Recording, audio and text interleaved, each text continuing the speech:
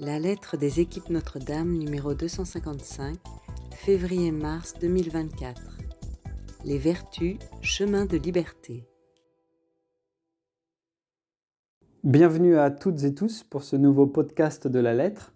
Vous retrouverez le sommaire de cette lettre dans la description du podcast.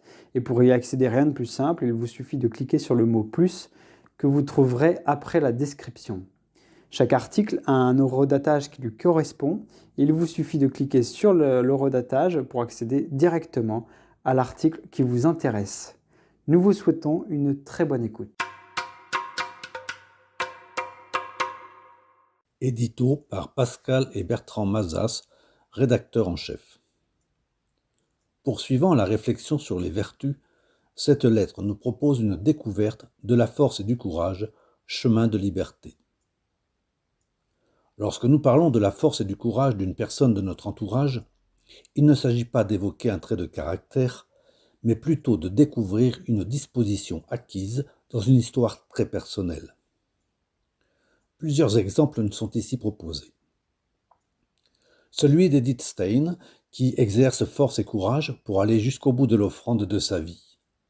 Elle a la force d'accepter ce qui lui est donné et le courage de combattre ce qui s'oppose à la liberté et à la vérité. Celui de jeunes qui témoignent du courage et de la ténacité dont ils ont dû faire preuve en acceptant un parcours exigeant pour sortir de leurs addictions. Celui de deux couples équipiers qui évoquent la vertu de courage dans leur vie de famille.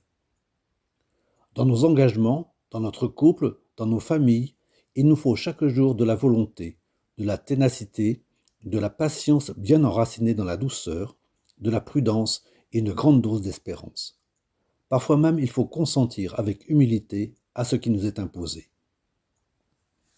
Toutes ces vertus vont nous aider à acquérir progressivement une liberté intérieure qui nous permet de sortir de la résignation, de nos habitudes, de nos convictions, pour faire advenir le meilleur de nous-mêmes, pour enfin accueillir la joie. Et ainsi, vivre en chrétien, c'est-à-dire grandir en liberté, comme nous le rappelle, non sans humour, Adrien Candiard.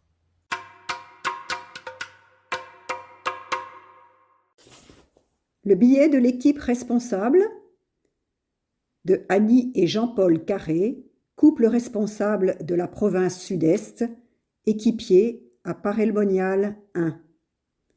Alors, courage à tous. Agis comme si tout dépendait de toi, prie comme si tout dépendait de Dieu. Saint Ignace de Loyola. Cette maxime reflète à notre sens la vertu du courage. Étymologiquement, courage vient de cor, le cœur. C'est une vertu de l'être qui donne du sens, qui nous entraîne vers le haut, vers le bien sur un chemin vers le Christ.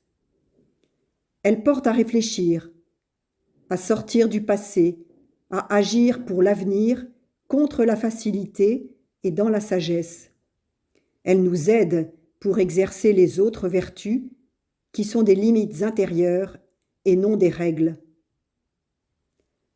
Le courage permet de surmonter la peur, d'agir avec détermination dans des situations difficiles pour faire face aux défis de la vie quotidienne avec confiance et sérénité. Cultivons-le pour surmonter nos peurs, renforcer notre volonté, entreprendre. Prenons conscience de nos talents, de nos forces, de nos limites et de nos faiblesses pour l'expérimenter. Le courage nous place face à nous-mêmes dans la vérité, la fidélité, l'intégrité, et il nous permet d'assumer nos convictions. Plusieurs exemples en témoignent dans la Bible. Moïse entraîne le peuple, David lutte contre Goliath, Paul évangélise d'autres pays. Notre Seigneur a accepté de porter nos offenses. Et bien sûr des exemples plus contemporains, les moines de Tibérine, Martin Luther King, et ceux qui quittent tout face à la guerre, à la famine, à l'oppression. Le courage ne se dit pas, il agit, il fait face dans l'amour avec une inclinaison pour le bien. Il ne s'assoit pas, il ne se plaint pas, il s'attelle à la tâche et il accueille avec confiance. Le Seigneur nous encourage à être forts dans notre foi en comptant sur sa puissance et sa présence. C'est le Seigneur qui marchera devant toi, c'est lui qui sera avec toi, il ne te lâchera pas, il ne t'abandonnera pas. Ne crains pas, ne t'effraie pas. Pouvons-nous lire dans le livre du Deutéronome, chapitre 31, verset 8. Ou encore, sois fort, montrons-nous forts pour notre peuple, pour les villes de notre Dieu, et le Seigneur fera ce qui est bon à ses yeux. Du deuxième livre de Samuel, au chapitre 10, verset 12. Dieu est avec ceux qui lui font confiance et qui obéissent à sa volonté. Alors pourquoi faut-il avoir du courage ?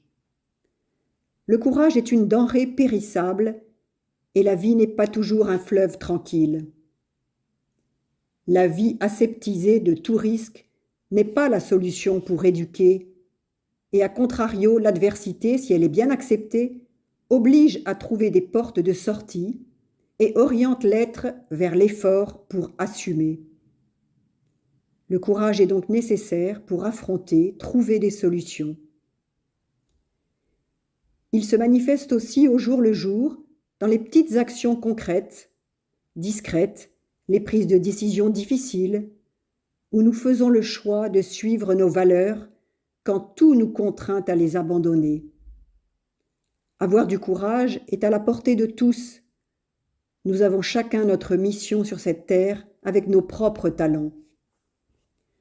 Ce peut être accepter d'être dérangeable, patienter silencieusement, accueillir l'imprévu, écouter pour comprendre l'autre et oser changer nos idées et nos façons d'agir, être instrument de paix, renoncer à des achats, se dépouiller, lâcher prise, demander pardon, rester humble, attendre pour décider après discernement, s'engager dans la durée, faire des choix même impopulaires, mais qui respectent nos valeurs, quitter un groupe qui prône des actions contraires à nos croyances, donner une deuxième chance à quelqu'un malgré une déception, chercher le positif en toute chose, s'engager dans le mariage, dans un service, accepter la critique, aller vers les autres, témoigner de sa foi.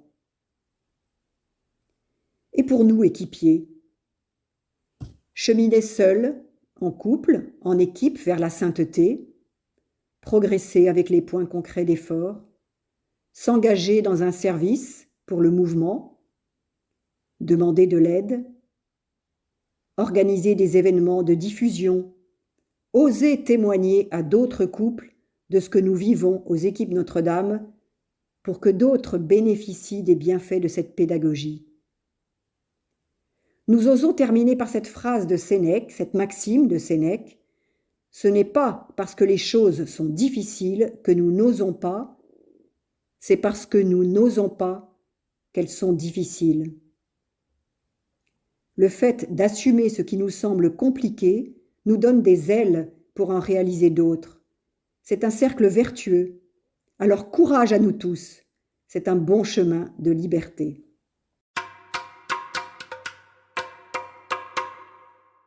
Le billet du conseiller spirituel, le frère Dominique Raphaël Kling, conseiller spirituel de l'équipe responsable France-Luxembourg-Suisse et équipier de Bordeaux 83. C'est quand je suis faible que je suis fort. Commentant dans une conférence il y a 50 ans cette phrase célèbre de saint Paul, notre fondateur oppose deux aveux de faiblesse possibles dans le couple. Le « je peux me reposer pour l'instant, j'en ai fait assez », qui tue l'amour, et à l'inverse, je suis faible et peut-être même infidèle, mais j'ai le souci d'aimer toujours plus. Entre abandon et élan, entre résignation et humilité, entre révolte et don, la sainteté dans le couple trace une ligne de crête. L'aurore de notre vie d'homme est marquée d'une solitude fondamentale. Avec bonheur, le mariage y substitue vite la douce présence de l'être aimé. La personne ne s'accomplit que dans le don à un autre. Au début, tout semble simple et beau, puis s'amorce la découverte chez les époux que l'exigence du don va bientôt plus loin qu'escompté. C'est l'être profond qu'il faut livrer. Apparaît alors la prise de conscience d'une double et cruelle incomplétude. Premièrement, notre nature est marquée d'une pauvreté radicale. Nous sommes incomplets sans un autre. Deuxièmement, il nous faut briser ce redoutable emmurement qui étreint avant de communier à l'autre. Il faut pour en briser le mur une lutte forte et patiente contre le respect humain, les fausses pudeurs, l'avarice du cœur. Qui accepte de se livrer naît à lui-même. Qui s'y refuse s'asphyxie, explique le père Henri Caffarel. L'abdication de son autonomie, l'offrande de sa liberté, l'aveu de sa soif radicale ouvre la liberté au lieu de la restreindre. Dans une sorte de traversée pascale de l'amour, chaque conjoint, à son heure et à son rythme, est appelé à l'expérience que de sa faiblesse jaillit une communion nouvelle. Car la complétude du mariage ne consiste pas à mutualiser les qualités ou à combler les lacunes de l'autre. Non pas à donner, mais à se donner. Et se donner ne se déploie que dans l'accueil, un accueil radical, sans condition et sans limite. Oh, la vie quotidienne nous égratigne le cœur fréquemment, en ces multiples instants où le don semble ne point être attendu, accepté ou rendu. La frustration signe alors l'incomplétude de la communion entre époux et le chemin qui reste à parcourir. On voudrait le bonheur de son conjoint et l'on retombe dans ses embâcles. Transformée en prière, cette cruelle tension trouve en Dieu sa force de résurrection. Le couple chrétien n'a pas vocation à en rester à l'amour conjugal, sa vocation est la charité conjugale, et il s'agit là d'une véritable transmutation, comme le chef-d'œuvre de toute une vie. Aimer dans le Christ, par lui et avec lui, c'est ouvrir la liberté profonde de la sainteté dans le couple. L'apprentissage premier de dépendre de l'autre prépare celui de dépendre de l'autre, Dieu, radicalement, totalement, comme une offrande d'holocauste. La mystique du mariage chrétien est que Dieu, dans notre aveu d'incapacité à aimer, nous redonne le conjoint. En n'aimant plus que Dieu, j'aime alors mon conjoint plus que tout, car je l'aime de l'amour même de Dieu. L'amour humain se transforme en charité théologale. Voyez comme il s'aime, ou soyez comme le Père et moi, nous sommes un. La vertu de force, matrice du courage, de la patience et de la douceur, animée par la charité, ne m'épargne pas les épreuves, mais me les fait parcourir avec l'élan de la victoire du Christ. Voici notre prière. Voici nos vœux pour cette année. Soyez des couples christiques et saints, parce que vous aurez su crier vers le ciel et témoigner vers la terre. C'est quand je suis faible que je suis fort.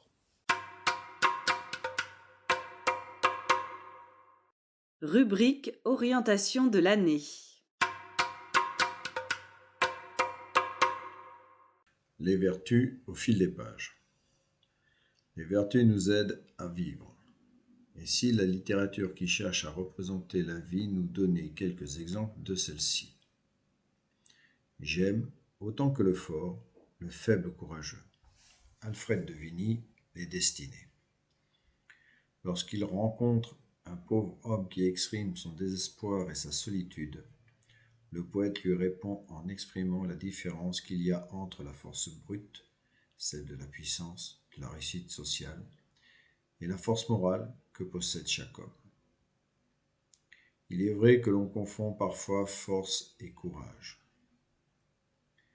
Mais comme le montre le vers d'Alfred de Vigny, Dieu ne soutient pas ceux qui se sentent puissants, mais ceux qui reconnaissent leur faiblesse et qui pourtant ne s'avouent pas vaincus.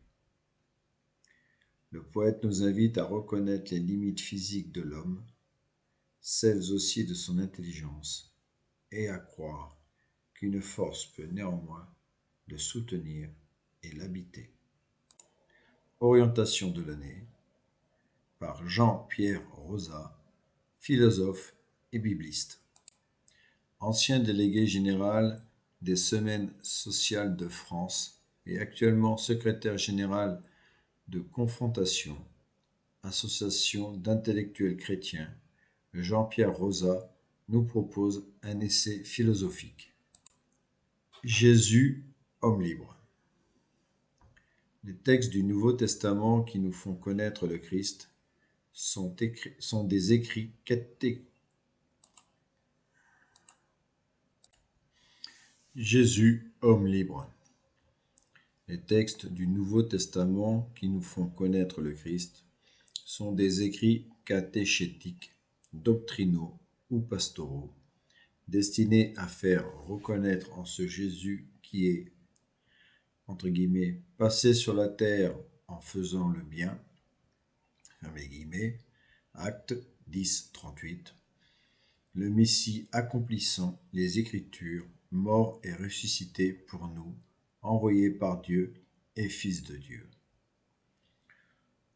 On ne peut y trouver un portrait de Jésus. D'autant plus que leurs auteurs écrivaient dans un milieu déterminé et pour des publics spécifiques. Mais une fois ce préalable posé, il est possible de tenter l'aventure et de se demander: en quoi Jésus est-il un homme libre? Quelle idée de la liberté incarne-t-il et nous propose-t-il? Comment résonne-t-elle aujourd'hui pour nous? Un libérateur paradoxal. Jésus nous est présenté, dans les évangiles, à la lumière des prophètes, d'Isaïe particulièrement, comme un libérateur paradoxal, un Messie qui vient délivrer son peuple, un roi puissant dont le royaume est déjà là, un libérateur dans tous les sens du terme. Il faut lire les 15 chapitres du livre de la Consolation d'Israël, Isaïe 40, 55, pour comprendre quelle charge spirituelle, politique, sociale, de libération contient ce livre. Libérateur immense et définitif, quasi cosmique, paradoxal pourtant, car les 4 chants du serviteur qui y sont insérés et auxquels les évangiles auront maintes fois recours pour faire entrevoir le mystère de la passion, présentent un Messie serviteur, entre parenthèses, le mot exact est esclave, qui, pour établir le droit, libérer les prisonniers et expier nos péchés, ne hausse pas le ton, tend le dos à ceux qui le frappaient et offre sa vie en expiation. Isaïe 42, 1, 9, Isaïe 49, 1, 7, Isaïe 54, 11, Isaïe 52, 13 et Isaïe 53, 12. Pour faire comprendre qui est ce libérateur dont la puissance ne repose étonnamment pas sur les armes ou la force, et de quoi au juste il vient nous libérer, les évangélistes montrent Jésus comme un homme lui-même affranchi de toutes les contraintes familiales, sociales, religieuses et politiques. La famille relativisée. Contrainte familiale tout d'abord. Les 4 évangiles, sans exception, soulignent l'indépendance de Jésus vis-à-vis de sa famille et particulièrement de sa mère. Les 3 synoptiques nous relatent cette scène où sa mère et ses frères le font demander. Marc 3, 31, Matthieu 12, 46 et Luc 8, 19, 20. Et où Jésus les rabroue avec cette formule lapidaire. Qui sont ma mère? Qui sont mes frères? Quiconque fait la volonté de Dieu, celui-là est mon frère et ma sœur et ma mère. Marc 3, 33, 35, Matthieu 12, 48, 50 et Luc 8, 21. Chez Jean, c'est l'épisode de Cana, Jean 2, 1, 4, qui fait écho à cette affirmation d'indépendance. À sa mère qui lui dit « Ils n'ont plus de vin », Jésus répond « Qu'y a-t-il entre toi et moi, femme ?» Jésus s'affranchit donc avec fermeté de toute pression familiale. À la famille naturelle, il oppose une fraternité élective, une famille choisie, que l'on pourrait appeler la famille de l'Évangile. Au temps de Jésus, c'était une vraie révolution. L'individu n'était pas encore advenu. Mais en notre époque individualiste, où la famille, entre parenthèses, qu'elle soit classique, recomposée ou homoparentale, tend néanmoins à demeurer ou à redevenir une valeur refuge.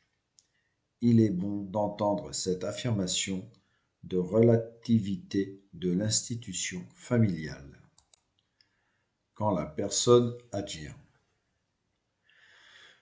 Contraintes sociales et religieuses ensuite. On connaît le fameux « le sabbat a été fait pour l'homme et non l'homme pour le sabbat » Marc 2, 27. On sait l'étrange opiniâtreté de Jésus à guérir les malades précisément le jour du sabbat. Mais arrêtons-nous un instant sur quelques épisodes. Tout d'abord, la guérison de la femme atteinte d'un flux de sang. Matthieu 5, 25, 33. Marc 9, 20, 22 et Luc 8, 43, 48. Cette femme est exclue de toute vie sociale et conjugale, car l'effusion de sang la rend impure, et impure tous ceux qu'elle touche. Pour guérir de son mal, être libérée de son exclusion, ainsi que des charlatans qui la ruinent en prétendant la guérir, elle se permet de toucher sinon Jésus lui-même, le rabbi, tout au moins la frange de son vêtement. Ce geste secret de foi et de transgression est remarqué par Jésus. Lorsqu'il demande « Qui m'a touché ?», il s'émancipe de toute considération religieuse sur le pur et l'impur et autorise publiquement la femme à faire de même. Une aventure identique arrive aux auditeurs de Jésus lors de l'épisode de la femme adultère. Jean 8, 1, 11.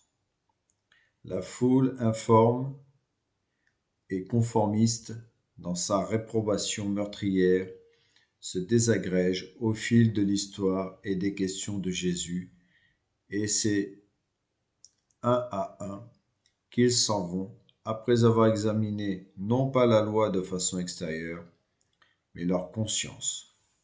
Jean 8, 9. Jésus libère ainsi les personnes en les faisant accéder à elles-mêmes, à leur singularité. Ce mouvement d'intériorisation et de libération de la personne une apparaît à plusieurs reprises dans les évangiles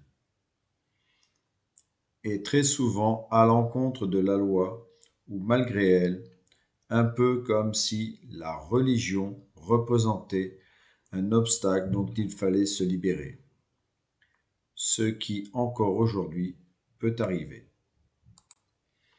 Libre de tout pouvoir. Contrainte politique enfin. On le remarque moins souvent, mais la contestation du pouvoir politique et surtout de sa capacité d'asservissement et de nuisance, personnelle et sociale, est très présente dans les évangiles. Hérode, le roi violent et cruel, craintif de toute concurrence et influençable jusqu'à la lâcheté, confère le massacre des innocents, l'épisode de Jean-Baptiste et d'Hérodiade, semble bien apparaître comme le prototype de tout pouvoir. Pilate et le grand prêtre Anne lui ressemblent d'ailleurs étrangement. Le réalisme politique des évangiles est à cet égard saisissant et très moderne. Jésus pourtant ne conteste pas leur autorité, mais tout en s'y soumettant, la dépasse. En témoignent ses réponses étonnantes au grand prêtre. Tu l'as dit toi-même, je suis roi. Ou à Pilate, tu n'aurais aucun pouvoir. Ou encore l'épisode de l'écriteau de la croix attestant le titre de roi des Juifs conféré à Jésus par Pilate aux grandes dames du Sanhédrin. La finalité de notre absolue liberté. Mais la Passion nous rappelle que la liberté de Jésus, tout comme la nôtre, a un seul but, le service. La demande de la mère de Jacques et Jean, fils de Zébédée, qui voudrait pour ses fils des places d'honneur et de pouvoir au royaume de Jésus. Matthieu 20, 28, est là pour nous faire comprendre quelle est la finalité de notre liberté. La réponse de Jésus à cette demande inconsidérée, voire franchement comique, trace une ligne de démarcation claire entre les pouvoirs d'ici-bas, y compris familiaux, sociaux ou religieux, et le seul pouvoir que nous donne notre liberté, le service. Vous le savez, les chefs des nations les commandent en maîtres, et les grands font sentir leur pouvoir. Parmi vous, il ne devra pas en être ainsi. Celui qui veut devenir grand parmi vous sera votre serviteur, et celui qui veut être parmi vous le premier sera votre esclave. Ainsi, le Fils de l'homme n'est pas venu pour être servi, mais pour servir et donner sa vie en rançon pour la multitude. Un service passé au crible de notre conscience, cherchant à instituer la famille de l'Évangile et à faire vivre ici-bas la fraternité qui reste le nom propre de l'Église. Jésus, homme libre. Un essai philosophique de Jean-Pierre Rosa, philosophe et bibliste, ancien délégué général des Semaines sociales de France et actuellement secrétaire général de Confrontation, association d'intellectuels chrétiens. Les textes du Nouveau Testament qui nous font connaître le Christ sont des écrits catéchétiques, doctrinaux ou pastoraux, destinés à faire reconnaître en ce Jésus qui est passé sur la terre en faisant le bien, le Messie accomplissant les Écritures, mort et ressuscité pour nous, envoyé par Dieu et Fils de Dieu. On ne peut y trouver un portrait de Jésus, d'autant plus que leurs auteurs écrivaient dans un milieu déterminé et pour des publics spécifiques. Mais une fois ce préalable posé, il est possible de tenter l'aventure et de se demander en quoi Jésus est-il un homme libre ? Quelle idée de la liberté incarne-t-il et nous propose-t-il ? Comment résonne-t-elle aujourd'hui pour nous ? Un libérateur paradoxal. Jésus nous est présenté dans les évangiles, à la lumière des prophètes, d'Isaïe particulièrement, comme un libérateur paradoxal. Un Messie qui vient délivrer son peuple, un roi puissant dont le royaume est déjà là, un libérateur dans tous les sens du terme. Il faut lire les 15 chapitres du livre de la Consolation d'Israël pour comprendre quelle charge spirituelle, politique et sociale de libération contient ce livre. Libérateur immense et définitif, quasi cosmique, paradoxal pourtant, car les 4 chants du serviteur qui y sont insérés et auxquels les évangiles auront maintes fois recours pour faire entrevoir le mystère de la Passion, présentent un Messie serviteur. Le mot exact est esclave, qui, pour établir le droit, libérer les prisonniers et expier nos péchés, ne hausse pas le ton, tend le dos à ceux qui le frappaient et offre sa vie en expiation. Pour faire comprendre qui est ce libérateur dont la puissance ne repose étonnamment pas sur les armes ou la force, et de quoi au juste il vient nous libérer, les évangélistes montrent Jésus comme un homme lui-même affranchi de toutes les contraintes familiales, sociales, religieuses et politiques. La famille relativisée. Contrainte familiale tout d'abord. Les 4 évangiles, sans exception, soulignent l'indépendance de Jésus vis-à-vis de sa famille et particulièrement de sa mère. Les 3 synoptiques nous relatent cette scène où sa mère et ses frères le font demander. Et où Jésus les rabroue avec cette formule lapidaire « Qui sont ma mère, qui sont mes frères ? Quiconque fait la volonté de Dieu, celui-là est mon frère et ma sœur et ma mère. » Chez Jean, c'est l'épisode de Cana qui fait écho à cette affirmation d'indépendance. À sa mère qui lui dit « Ils n'ont plus de vin », Jésus répond « Qu'y a-t-il entre toi et moi, femme ?» Jésus s'affranchit donc, avec fermeté, de toute pression familiale. À la famille naturelle, il oppose une fraternité élective, une famille choisie, que l'on pourrait appeler la famille de l'Évangile. Au temps de Jésus, c'était une vraie révolution, l'individu n'était pas encore advenu. Mais en notre époque individualiste, où la famille, qu'elle soit classique, recomposée ou homoparentale, tend néanmoins à demeurer ou à redevenir une valeur refuge, il est bon d'entendre cette affirmation de relativité de l'institution familiale. Quand la personne advient. Contrainte sociale et religieuse ensuite. On connaît le fameux « le Shabbat a été fait pour l'homme et non l'homme pour le Shabbat ». On sait l'étrange opiniâtreté de Jésus à guérir les malades précisément le jour du Shabbat. Mais arrêtons-nous un instant sur quelques épisodes. Tout d'abord, la guérison de la femme atteinte d'un flux de sang. Cette femme est exclue de toute vie sociale et conjugale, car l'effusion de sang la rend impure, et impure tout ce qu'elle touche. Pour guérir de son mal, être libérée de son exclusion, ainsi que des charlatans qui la ruinent en prétendant la guérir, elle se permet de toucher, sinon Jésus lui-même, le rabbi, tout au moins la frange de son vêtement. Ce geste secret de foi et de transgression est remarqué par Jésus. Lorsqu'il demande « Qui m'a touché ?», il s'émancipe de toute considération religieuse sur le pur et l'impur et autorise publiquement la femme à faire de même. Une aventure identique arrive aux auditeurs de Jésus lors de l'épisode de la femme adultère. La foule, informe et conformiste dans sa réprobation meurtrière, se désagrège au fil de l'histoire et des questions de Jésus. Et c'est un à un qu'ils s'en vont après avoir examiné non pas la loi de façon extérieure, mais leur conscience. Jésus libère ainsi les personnes en les faisant accéder à elles-mêmes, à leur singularité. Ce mouvement d'intériorisation et de libération de la personne, apparaît à plusieurs reprises dans les évangiles. Et très souvent à l'encontre de la loi ou malgré elle, un peu comme si la religion représentait un obstacle dont il fallait se libérer, ce qui, encore aujourd'hui, peut arriver. Libre de tout pouvoir. Contrainte politique enfin.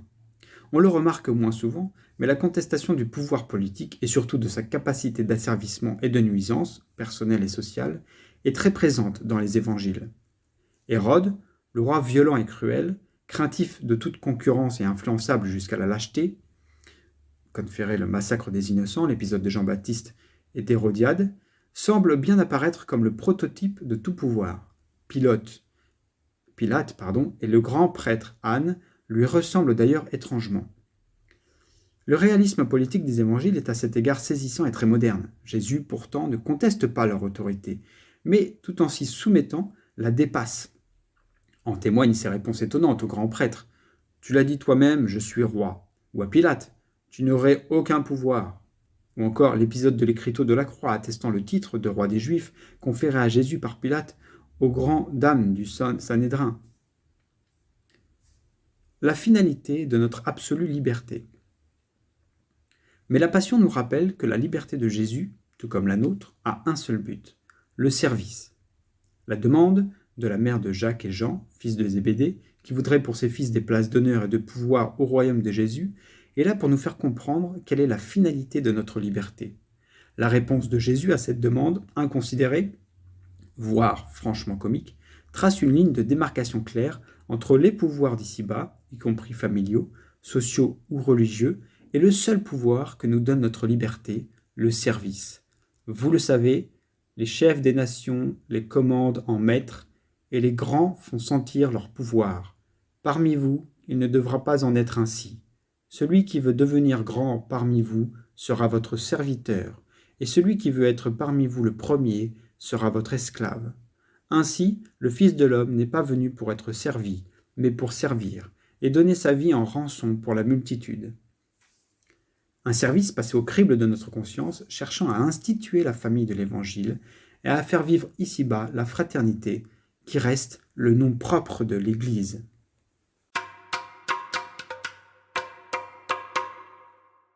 Comment grandir en liberté intérieure? Un article de Lionel Dalle, vicaire général du diocèse de Fréjus-Toulon. Cet article a été publié le 2 juillet 2020 dans l'Invisible. Nous le reprenons ici avec son autorisation. Lionel Dalle est prêtre de la communauté de l'Emmanuel. Il a lancé le parcours en 5 étapes, miracle de la gratitude, inspiré des travaux du père Pascal Hide. Nous aspirons tous à la liberté. Mais comment trouver le chemin de la vraie liberté, celle qui nous offre la joie et la paix? Qui n'a jamais rêvé de gagner au loto pour s'affranchir de toute contrainte et pouvoir faire ce qu'il veut? On perçoit souvent la liberté comme l'absence de contraintes extérieures.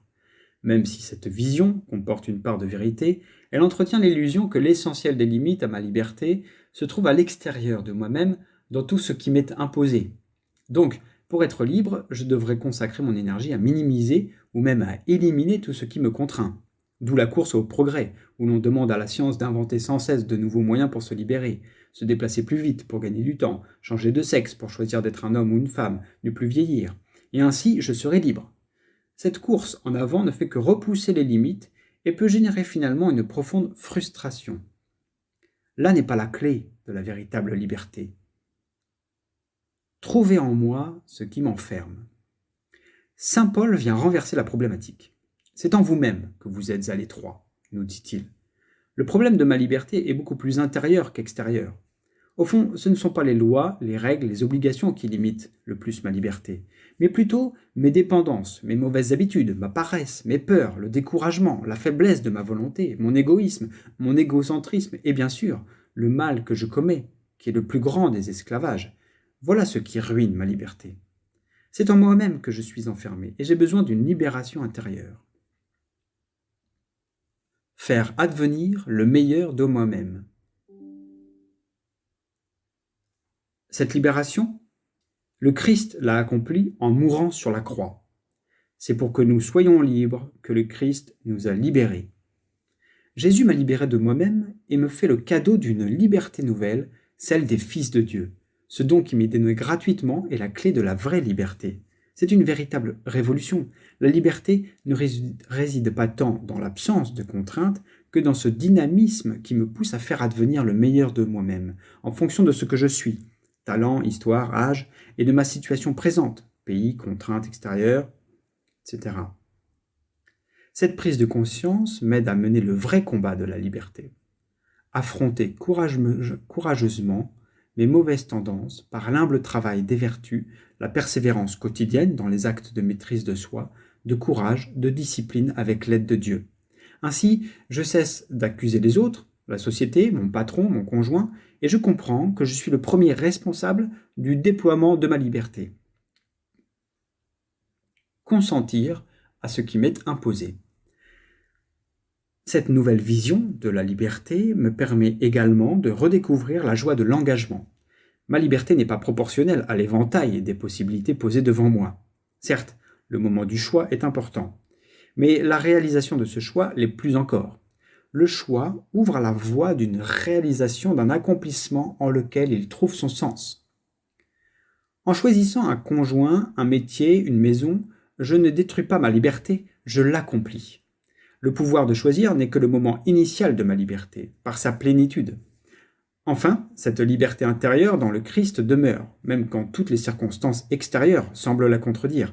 C'est là son aspect le plus paradoxal et le plus puissant.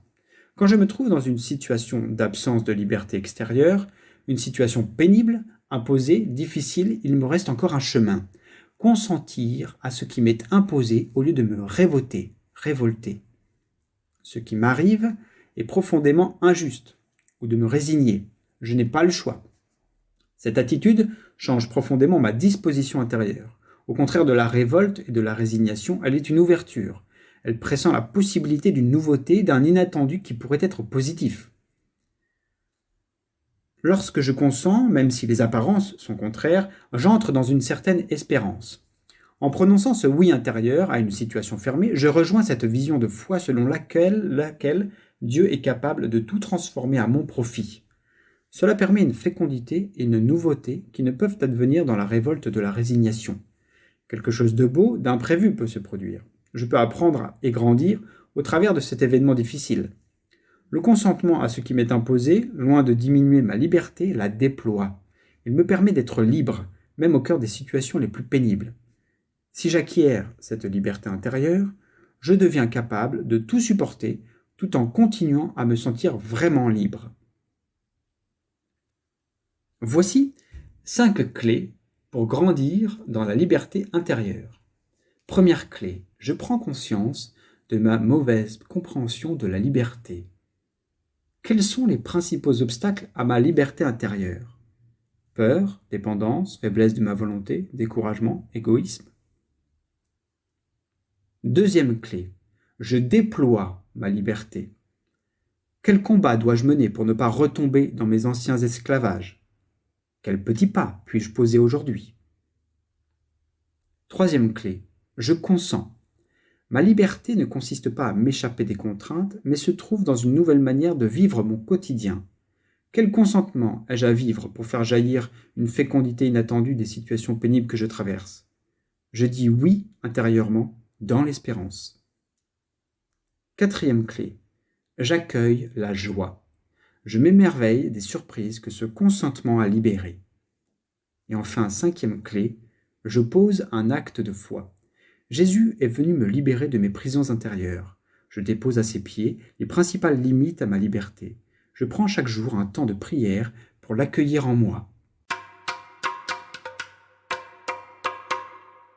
Première leçon de morale chrétienne. Extrait de A. Philémon, Réflexion sur la liberté chrétienne, d'Adrien Candelard. Jeune étudiant en histoire, ayant le choix de la vie religieuse, j'ai eu la chance de passer une année à Rome. Je n'étais pas un étudiant trop occupé. J'avais le temps de longues flâneries à travers les merveilles offertes par la ville. J'avais le temps de rencontrer des villages nouveaux et de lier des amitiés. Parfois, des journées entières ne se passaient qu'à cela, voir quelques belles choses, partager un café. Cet immense loisir paradisiaque, quand il ne dure que quelques jours, devenait plus pesant et tirait sur des mois. J'aurais pu faire davantage, bien sûr, mais bientôt je n'y arrivais plus. Comme un estomac qui a perdu, à force de jeûner, la capacité de digérer des repas substantiels. Je n'avais que peu à faire, mais je n'avais plus le temps de rien. Inquiet de cette vie que menaçait une effrayante vacuité, j'imaginais un remède.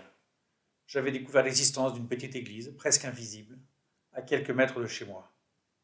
On y célébrait la messe tous les matins à 7 heures, il me semble. Il me suffirait, pensais-je, de me lever chaque matin pour aller à cette messe. Ma journée commencerait ainsi à un horaire énergique, par un retour à l'essentiel. Nul doute qu'elle y trouverait un rythme renouvelé, plein d'enthousiasme. La solution me paraissait excellente. Seulement pour cela, il fallait me lever tôt. Trouvant l'effort au-dessus de mes forces, je conçus encore un plan machiavélique pour m'y contraindre. De retour chez moi pour des vacances, vous pensez si j'avais bien besoin de repos. J'allais trouver un prêtre qui voulait bien me servir d'accompagnateur et je lui exposai ma solution. Il devait, pensais-je, m'ordonner de me rendre à cette messe. Je me sentirais alors tenu par une forme d'obéissance, certainement suffisante pour sortir de mon lit. Difficile d'oublier son air consterné devant ma requête. Je ne vais rien t'ordonner du tout. La vie chrétienne, c'est grandir en liberté. Pas faire ce qu'on te dit. Si tu veux y aller à cette messe, eh bien vas-y. Et si tu ne veux pas y aller, n'y va pas. Je reçus ce jour-là ma première leçon de morale chrétienne. La première, et en un sens la seule. Elle contenait toutes les autres.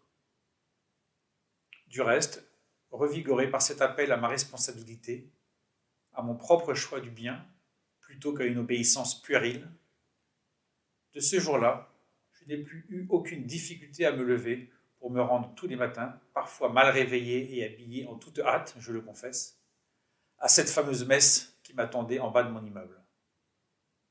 Et je retrouvais bientôt cette vie active et joyeuse qui auparavant s'étiolait un peu.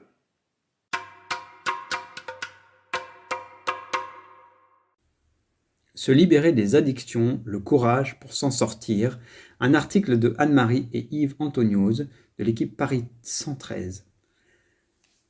43 nouvelles drogues en 2023, presque une nouvelle drogue par semaine. Le défi à relever est immense et il en faut des vertus pour que des jeunes addicts à la drogue et à l'alcool s'en sortent. Ils viennent frapper à la porte de Saint-Jean-Espérance. Voici quelques témoignages de jeunes et de parents qui évoquent ce qui les a aidés à reprendre goût à la vie, pas à pas. L'accueil. Ce qui m'a marqué, c'est la bienveillance des frères qui accompagnent, la solidarité des jeunes, l'accueil de chacun tel qu'il est, la prière régulière, la patience et la capacité des frères de croire en nous, nous dit Guillaume. Le courage. À 27 ans, Grégoire, perdu à bout de souffle, désemparé et désarmé face à ces démons contre lesquels il lutte depuis tant d'années. Dans sa tête, c'est l'enfer, il veut partir, s'enfuir, mourir, se punir, bref, en finir. Mais grâce à ce lieu, à ces gens qui l'entourent, ses frères si pédagogiques dans lesquels il a mis toute sa confiance, ses autres frères de galère dans lesquels il voit son reflet. C'est alors que, grâce à son courage et à sa persévérance, il lutte contre lui-même et s'entête à vouloir aller jusqu'au bout de ce nouveau chemin. La récompense fut là, une nouvelle liberté retrouvée. La patience et l'espérance. La patience, la présence, la persévérance, la confiance, l'espérance toujours accompagnée de la prière m'ont permis de croire à la guérison de Grégoire. Grâce aux frères et à la volonté de mon fils, toutes ces vertus ont pu se révéler et toute mon espérance a été ainsi récompensée.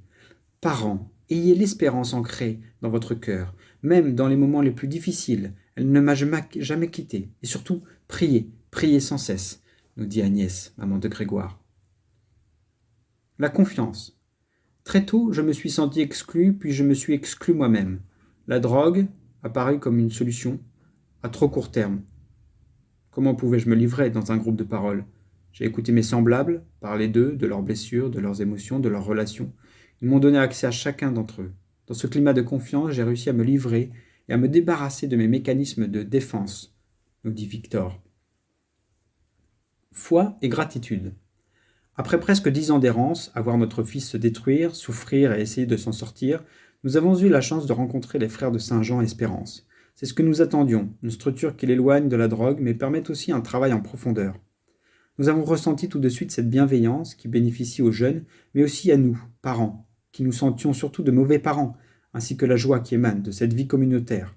Nous leur avons fait confiance, eux nous ont redonné confiance, et ont permis à Nicolas de s'éloigner de la drogue. Nous avons retrouvé notre lien familial et une foi dans la vie. Aujourd'hui, notre sentiment est un immense sentiment de gratitude. Marie-Christine, maman de Nicolas. Humilité, prudence, foi, joie et reconnaissance. 3 années passées auprès des frères à Saint-Jean, Espérance, auront changé ma vie, bien au-delà de ce que je pouvais imaginer. Quand je me retourne pour observer ce parcours, je ne vois que les 2 ou 3 derniers sommets. Restent quelques principes, lignes directrices et sentiments. L'humilité et la prudence, vivre ensemble, sans artifice, se regarder, être regardé, en vérité, accepter le dur constat du « qui suis-je aujourd'hui ?» et le très lent travail du temps et des autres qui nous le révèlent petit à petit. Quelque chose comme l'espérance, une foi intense dans la merveille qu'est la vie, même les jours gris, qui anime et fait vibrer. La joie de vivre, plus libre dans une vie qui a du sens. La reconnaissance envers les frères pour leur engagement entier et permanent, leur écoute et leur sagesse. Aujourd'hui, je suis marié, père de 2 enfants, et entouré d'une famille extraordinaire. Tous m'accompagnent sur ce chemin au quotidien. Je suis comblé, nous dit Nicolas.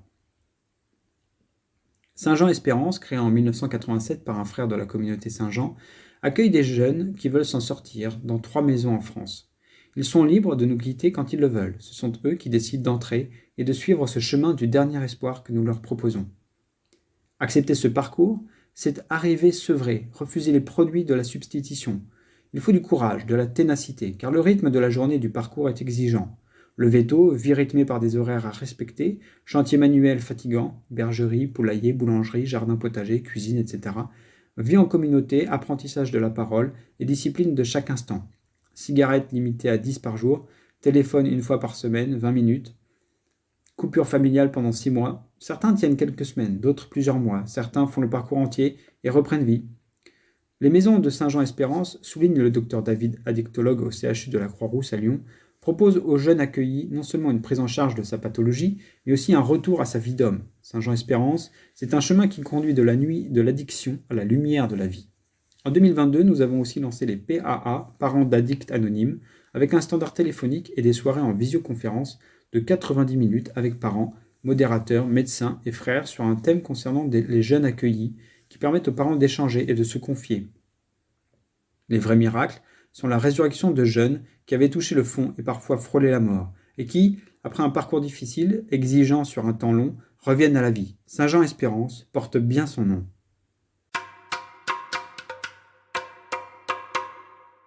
Liberté et responsabilité par le pape François.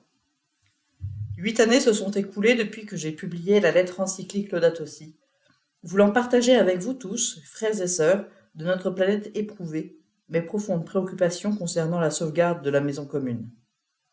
Nous avons beau essayer de les nier, de les cacher, de les dissimuler, de les relativiser, les signes du changement climatique sont là, toujours plus évidents.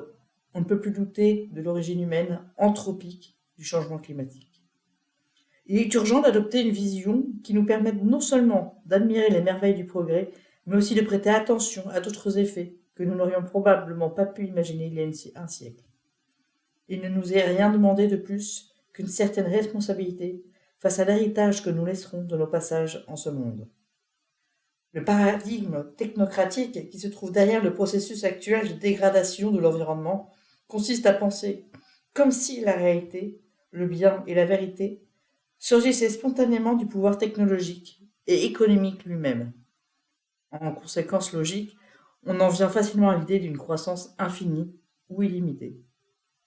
La logique du profit maximum au moindre coût, déguisée en rationalité, en progrès et en promesses illusoires, rend impossible tout souci sincère de la maison commune et toute préoccupation pour la promotion des laissés pour compte de la société.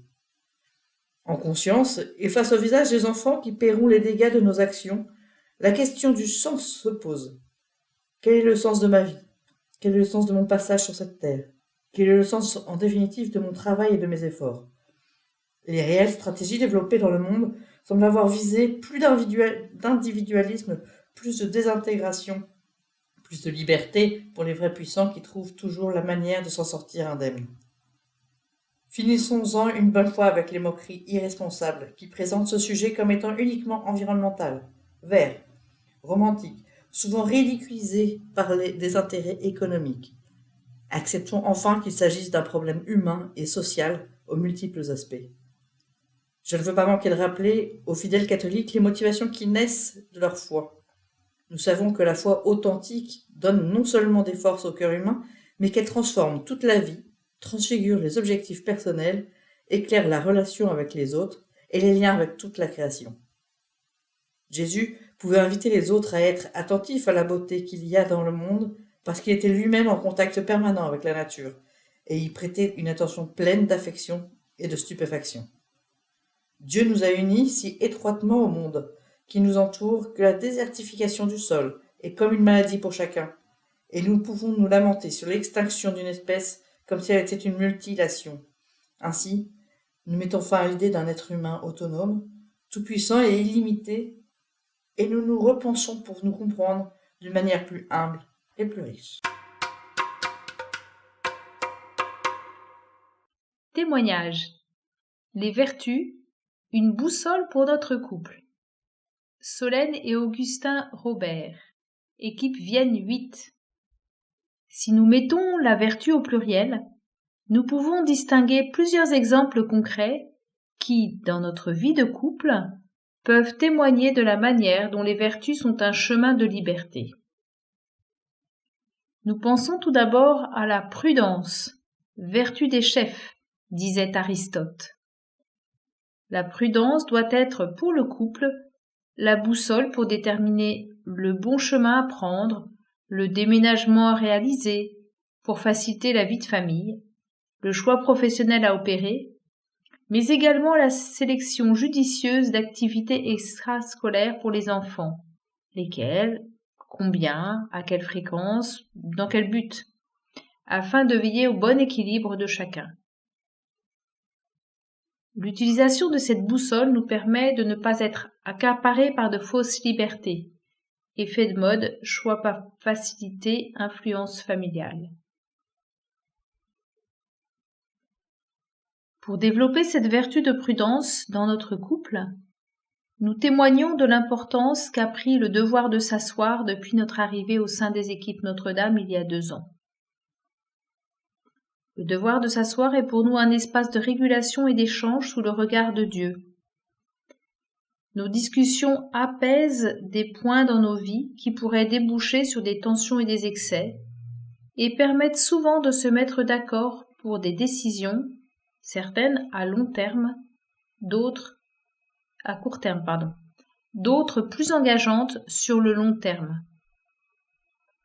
Le devoir de s'asseoir est aussi un moyen de respecter notre liberté individuelle via un temps d'échange ajusté entre nous. Nous souhaitons également aborder la vertu de justice. Combien de fois, de la bouche de nos enfants, entendons-nous « ce n'est pas juste ». La famille est sans doute le premier lieu où s'exerce la justice, mais aussi l'injustice. En tant que couple chrétien, nous nous efforçons de promouvoir la paix dans notre famille nucléaire, parents et enfants, mais également dans nos familles au sens large, grands-parents, petits-enfants, belle famille. Se positionner de manière ajustée est essentiel pour préserver notre liberté, mais également celle des autres. Nous pouvons témoigner de nos premières années de mariage où beaucoup de nos actions étaient mises en œuvre au regard des souhaits et envies de notre entourage familial, par exemple le choix des dates de visite de nos familles respectives pour la période de Noël. Nous cherchions à faire plaisir à nos 2 familles nombreuses et éloignées géographiquement. En avançant dans notre mariage, nous nous sommes posé la question : où était notre liberté dans l'organisation de nos vacances de Noël ? Finalement, avec le recul, c'est sûrement la vertu de prudence que nous avons mise en œuvre en ne cherchant pas tant à satisfaire les sensibilités de chacun, mais à tracer un chemin de crête en ayant comme critère, en premier lieu, notre unité familiale propre. Le courage dans le couple est également essentiel, à commencer par le courage de prendre la décision un jour de se marier pour la vie et de veiller l'un sur l'autre, quelles que soient les épreuves. Le courage dans le couple, c'est la vertu appliquée au cas pratique, aux années qui s'écoulent et qui nous apportent leur lot de choix à réaliser, d'engagements à prendre et à tenir, à commencer par les équipes Notre-Dame. Nous avons la chance de connaître les vertus grâce à notre éducation et notre foi en Jésus-Christ. Il nous semble donc important de chercher à les pratiquer, chacun là où il en est. Quelle chance avons-nous aussi d'avoir la liberté de les exercer ou non. Exercer la vertu de force en famille par Marie et Émeric Binard de l'équipe Brest 34. Les vertus ont souvent une connotation négative, désuète. Néanmoins, le courage ou la force sont érigés en exemple dans notre société attachée aux exploits. La force de celui qui a gravi un sommet réputé infranchissable n'est cependant pas du même ordre que le courage, poussé jusqu'au martyre de ce gendarme qui a donné sa vie pour en sauver une autre. D'autres manifestations de cette vertu sont moins connues mais tout aussi édifiantes. Nous pensons aux femmes qui renoncent à l'avortement malgré la pression de l'entourage, aux personnes qui renoncent à une brillante carrière par souci d'intégrité, mais aussi à ces hommes et à ces femmes qui mènent une vie difficile, qui luttent quotidiennement pour faire vivre leur famille et éduquer leurs enfants. Comment, dans notre couple et dans notre famille, vivons-nous la vertu de force ? Dans notre quotidien, la force se traduit par la volonté toujours renouvelée d'entreprendre en tenant compte de l'existant, en regardant avec objectivité les événements de la vie. C'est par exemple cette vertu de force que nous exerçons lorsque nous œuvrons pour organiser des retrouvailles familiales élargies. Prendre le temps d'évaluer nos besoins propres, fatigue des époux ou des enfants, aspiration au repos pour certains, ou au contraire soif d'activités sportives ou culturelles, doit précéder la mise en œuvre du projet. Néanmoins, exercer la vertu de force implique aussi la capacité à dire non à la peur, à résister aux tentations de la facilité, au découragement, aux difficultés passagères pour aller plus haut, plus loin. Dans l'exemple que nous citions, la crainte des tensions familiales suscitées par cette organisation, contraintes logistiques, tensions inhérentes au mode de vie des différents protagonistes, dépenses qu'un tel événement engendre, accueil charitable d'un membre de la famille qui nous a blessés, auraient pu plus d'une fois nous contraindre à renoncer.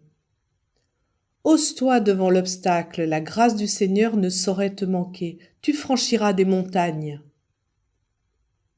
C'est alors qu'il faut faire preuve d'humilité, reconnaître notre faiblesse pour trouver un appui en Dieu, car lorsque je suis faible, c'est alors que je suis fort. Corinthiens 12, 2.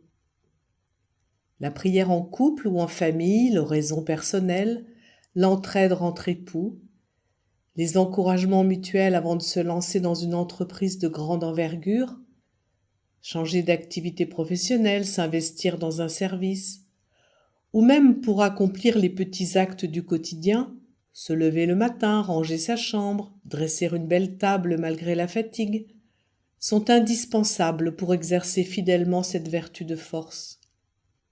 Laissons le pape François nous exhorter. Chers amis, parfois nous pouvons être tentés de nous laisser prendre par la paresse ou pire, par le découragement, surtout face aux fatigues et aux épreuves de la vie. Dans ces cas-là, ne perdons pas courage, mais invoquons l'Esprit Saint pour qu'avec le don de force, il puisse soulager notre cœur et communiquer à notre vie, à la suite de Jésus, une force et un enthousiasme nouveaux. Rubrique Spiritualité conjugale. Liberté et fidélité dans le couple. Audience du pape François, place Saint-Pierre, le mercredi 21 octobre 2015. Si l'on y réfléchit bien, la réalité familiale est fondée sur la promesse. On peut dire que la famille vit de la promesse d'amour et de fidélité que l'homme et la femme se font l'un à l'autre. Celle-ci comporte l'engagement à accueillir et à éduquer les enfants. Mais elle se réalise aussi en prenant soin des parents âgés, en protégeant et en s'occupant des membres les plus faibles de la famille, en s'aidant mutuellement pour développer ses propres qualités et accepter ses limites. Et la promesse conjugale s'élargit pour partager les joies et les souffrances de tous les pères, les mères, les enfants, avec une généreuse ouverture à l'égard de la coexistence humaine et du bien commun. Une famille qui se ferme sur elle-même est comme une contradiction, une offense à la promesse qui l'a fait naître et l'a fait vivre. Ne l'oubliez jamais, l'identité de la famille est toujours une promesse qui s'élargit, et elle s'élargit à toute la famille et aussi à toute l'humanité. De nos jours, l'honneur de la fidélité à la promesse de la vie familiale apparaît très affaibli. D'une part, parce qu'un droit mal compris de rechercher sa propre satisfaction à tout prix et dans chaque rapport est exalté comme un principe non négociable de liberté. D'autre part, parce que l'on confie uniquement au respect de la loi les liens de la vie de relation et d'engagement pour le bien commun. Mais en réalité, personne ne veut être aimé uniquement pour ses propres biens ou par obligation. L'amour, comme également l'amitié, doivent leur force et leur beauté précisément à ce fait qu'ils créent un lien sans ôter la liberté. L'amour est libre, la promesse de la famille est libre, et c'est ce qui est beau. Sans liberté, il n'y a pas d'amitié. Sans liberté, il n'y a pas d'amour. Sans liberté, il n'y a pas de mariage. La liberté et la fidélité ne s'opposent donc pas l'une à l'autre. Elles se soutiennent même réciproquement, que ce soit dans les relations interpersonnelles ou dans les relations sociales. En effet, nous pensons aux dommages que produisent, dans la civilisation de la communication mondiale, l'inflation de promesses qui ne sont pas tenues dans divers domaines et l'indulgence à l'égard de l'infidélité à la parole donnée et aux engagements pris.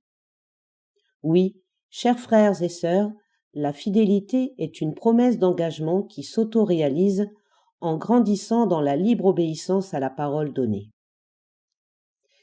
La fidélité est une confiance qui veut être réellement partagée et une espérance qui veut être cultivée ensemble. Et en parlant de fidélité, il me vient à l'esprit que les personnes âgées, nos grands-parents, disent « À cette époque, quand on faisait un accord, une poignée de main était suffisante, car la fidélité aux promesses existait. » Et cela aussi, qui est un fait social, a son origine dans la famille, dans la poignée de main de l'homme et de la femme pour aller de l'avant ensemble pour toute la vie. La fidélité aux promesses est un véritable chef-d'œuvre d'humanité. Si nous regardons sa beauté audacieuse, nous sommes effrayés, mais si nous méprisons sa ténacité courageuse, nous sommes perdus. Aucune relation d'amour, aucune amitié, aucune forme d'amour, aucun bonheur du bien commun n'arrive à la hauteur de notre désir et de notre espérance s'il n'arrive pas à habiter ce miracle de l'âme. Et je dis miracle, car la force et la persuasion de la fidélité, malgré tout, ne finissent pas de nous enchanter et de nous étonner. L'honneur à la parole donnée, la fidélité à la promesse ne peuvent ni s'acheter ni se vendre. On ne peut pas obliger par la force, mais pas davantage protéger sans sacrifice. Aucune autre école ne peut enseigner la vérité de l'amour si la famille ne le fait pas.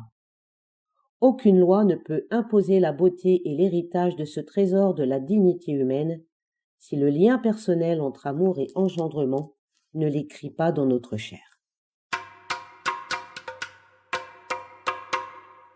Surmenage, lassitude, déception, par le père Henri Caffarel, fondateur des équipes Notre-Dame. Surmenage, lassitude, déception, découragement, ennui, défaillance. Que de fois ces mots reviennent dans les propos de ceux qui touchent à la quarantaine, des foyers qui ont 15 ou 20 ans de mariage. Claudel avait exprimé en termes poignants dans son chemin de la croix cet affaissement du milieu de la vie. Ce n'est pas pierre sous le pied, ni le licou tiré trop fort, c'est l'âme qui fait défaut tout à coup. Au milieu de notre vie, ô chute que l'on fait spontanément, quand l'aimant n'a plus de pôle et la foi plus firmament. Le corps tombe, il est vrai, et l'âme, en même temps, a consenti. Sauvez-nous de la seconde chute que l'on fait volontairement par ennui. Est-ce donc fatal cette retombée? Était-ce une illusion de jeunesse de croire que la vie doit être une montée? Illusion qu'il ne serait vraiment pas sérieux de cultiver encore à 40 ans. Je vous invite à consulter mon petit schéma. La courbe bleue représente le dynamisme biologique. Elle montre hardiment au départ, s'infléchit peu à peu, atteint un sommet et décline. L'élan spirituel est présenté par la courbe rouge. Je donne à ce terme d'élan spirituel une acceptation large. Le goût du travail, la générosité du cœur, l'aspiration vers la perfection morale et religieuse. Le tracé de deux courbes, d'abord confondues, montre que la biologie favorise, soutient l'élan spirituel au départ, ce qui entraîne facilement des illusions, car alors on s'imagine très avancé dans le domaine de l'esprit. On croit avoir atteint un très parfait amour conjugal, un grand dévouement pour les autres, un très généreux service de Dieu, alors qu'en fait il s'agit plus d'un élan vital que d'un dynamisme spirituel. Aussi, quand le vital commence à perdre de sa vigueur, le spirituel ne poursuit plus dans le sens de la lancée. On est alors déconcerté par soi-même, on ne se reconnaît plus, on essaie de se bluffer, de nier la retombée. Mais une inquiétude, plus ou moins angoissée, envahit l'âme insidieusement. Impossible de ne pas reconnaître que l'on est en perte de vitesse spirituelle, que l'amour conjugal, la foi, l'aspiration vers un plus moral et religieux défaille. Beaucoup, alors, raillent leur illusion de jeunesse, deviennent blasés, résignés, amers et se durcissent. Cet affaissement du milieu de la vie est-il donc inéluctable? Non. Mais il importe d'y parer. Il faut que le spirituel gagne en vigueur tant qu'il est soutenu par le biologique, afin qu'au jour de l'affaiblissement de ce dernier, il ait le dynamisme suffisant pour poursuivre sa trajectoire montante. Le biologique est comme la rampe de départ, il met le spirituel en direction. Mais que vite le spirituel relaie le biologique, s'il ne veut pas être entraîné par la chute de celui-ci. Pas question, dans ce courbillet, de vous parler longuement des moyens d'entretenir et de développer notre vitalité spirituelle. Du moins, attirerai-je votre attention sur la nécessité de ne jamais négliger, de rechercher et de fréquenter ce qui peut stimuler votre faculté d'admiration et votre activité intellectuelle, ce qui peut faire surgir en vous la pitié, l'amour et le dévouement. Et cela, tant au plan humain qu'au plan religieux, sinon la sclérose, bien vite, gagnerait vos facultés spirituelles. Enfin, dernier conseil pour aujourd'hui, qui paraît contredire le précédent, mais qui, à vrai dire, le complète et l'équilibre. Acceptez-vous vous-même, consentez à être simplement ce que vous êtes, reconnaissez et admettez vos limites, sans révolte, sans aigreur, sans crispation. Puis croyez que la puissance de Dieu vient au secours de la faiblesse de l'homme, quand celle-ci est avouée, quand elle est offerte. Écoutez saint Paul. C'est de grand cœur que je me vante de ma faiblesse, afin que vienne en moi la puissance du Christ. Lorsque je suis faible, c'est alors que je suis fort. Force, patience et douceur. Emmanuel Riblier, membre du cabinet Raphaël. Quand on la place dans un contexte conjugal et familial, la vertu de force embarque à son bord douceur et patience. Cette trilogie a fort à faire au cœur de nos couples et bien sûr de nos familles. Pour saint Paul, quand je suis faible, c'est alors que je suis fort. Pour chacun de nous, quand je suis patient et doux, c'est alors que je suis fort. Quelques exemples pour nous rappeler le rôle de la patience. Il s'agit toujours d'accueillir mon conjoint dans sa différence. Différence dans sa gestion du temps, dans ses priorités, dans sa définition de l'ordre, dans sa manière d'occuper l'espace. Tout cela vient déjà mobiliser de grandes ressources en chacun. Mais, en un lieu plus profond, il faut des réserves d'amour et de bienveillance pour laisser une maturation psychologique se faire. Pour qu'un pardon puisse éclore, pour qu'une évolution spirituelle permette de prier enfin ensemble, ou pour qu'on puisse vivre un temps de retraite à deux, quand l'autre y était rétif depuis des années. Cette patience ne porte des fruits que si elle est enrobée de douceur, qui n'est synonyme ni de romantisme ni de mollesse. La douceur est l'écrin sur lequel se pose la patience. Grâce à la patience, je quitte l'exigence. Je suis dans le deuil du dû. Et cela me permet d'accueillir avec gratitude ce qui est nouveau et que j'ai longtemps espéré et attendu. Réaction, comportement, projet. Face aux épreuves comme la maladie, la dépression, le burn-out, le chômage de mon époux ou de mon épouse, la seule patience humaine ne peut suffire. Elle est sursollicitée et elle a besoin d'être relayée par au moins 3 sources d'énergie extérieure. D'abord, l'esprit des béatitudes, Heureux les doux, ils obtiendront la terre en héritage. Puis la présence d'un vrai réseau d'amitié, et enfin le soutien de professionnels le cas échéant. Ces trois forces extérieures viennent prendre le relais et me fortifier quand c'est trop dur. Ce qui est valable en couple est aussi en famille. Dans l'accompagnement de nos enfants, la patience tient une place capitale. Tout éducateur sait combien le bon pas est celui de l'autre, comme le dit Philippe de la Chapelle, ancien directeur de l'Office chrétien des personnes handicapées. Chaque enfant passe par des phases d'enfouissement où ses talents, ses dons, ses capacités à être en lien semblent comme disparus. Se fait alors un travail de germination, parfois éprouvant pour les parents, au terme duquel l'enfant ressort plus fort, plus enraciné et donc plus solide. Nous faisons tous l'expérience récurrente de voir combien il est exigeant d'exercer sa patience en étant enraciné dans la douceur. Là intervient la merveilleuse pédagogie de la vertu. Par la répétition, nous entraînons à vouloir le bien de l'autre, conjoint ou enfant. Par la répétition, nous nous cognons à nos limites. Par la répétition, nous grandissons dans la seule force qui vaille, celle qui se met à l'école de l'autre, pour l'accompagner dans son rythme propre. Rubrique Nos outils pour cheminer. Règles de vie, résolution et bonne volonté. Alban et Marc Plateau, équipe Paray-le-Monial 1. Cette année, les équipes Notre-Dame nous proposent de nous concentrer particulièrement sur le point concret d'effort de la règle de vie.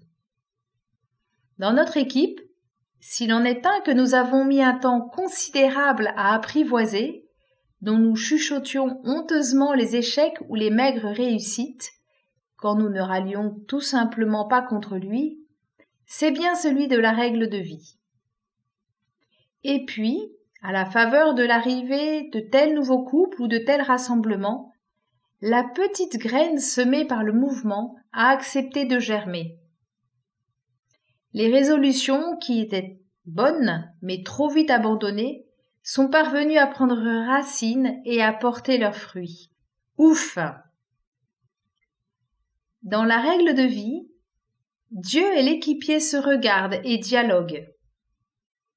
L'établissement et la tenue de la règle sont l'expression de la volonté de chacun, née du fruit de l'examen que l'équipier fait de sa vie, de lui-même et de sa relation à Dieu et aux autres, puis des solutions qu'il souhaite mettre en œuvre pour mieux répondre à l'appel du Christ. Mais tenir dans la durée est parfois un défi. Alors voici quelques petites idées issues de l'expérience qui nous ont aidés à choisir puis à persévérer dans nos règles de vie. Pour définir ma règle de vie, je me reporte à l'article de Marilyn et Étienne Chaulin dans la lettre numéro 254 et je me fixe un objectif clair et atteignable.